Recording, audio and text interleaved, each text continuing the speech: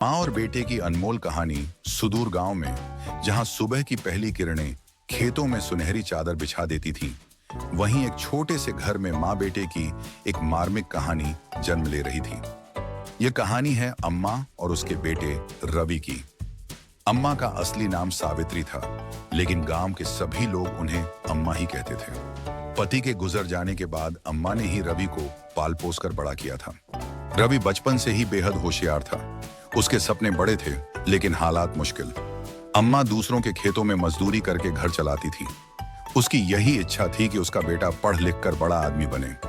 संघर्ष की शुरुआत अम्मा हर रोज सुबह जल्दी उठकर खेतों में काम करने जाती, ताकि वह रवि की पढ़ाई के लिए पैसे जुटा सके।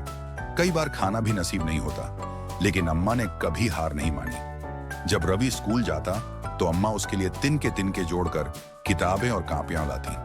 रवि भी अपनी माँ के इस संघर्ष को समझता था। वह हर रोज घंटों पढ़ाई करता और स्कूल में अव्वल आता। सफलता की राह रवि ने कड़ी मेहनत के बल पर छात्रवृत्ति प्राप्त की और शहर के बड़े कॉलेज में दाखिला ले लिया। यह अम्मा के लिए सबसे बड़ा गर्व का क्षण था। जब रवि पहली बार शहर गया तो अम्मा की आंखें नम हो गईं, लेकिन उसने अपने आंसू छुपा लिए।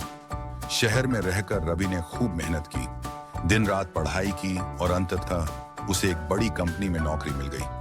वह अपनी माँ को लेने गांव आया और उन्हें शहर ले गया। माँ का सम्मान शहर में अम्मा को एक नया जीवन मिला।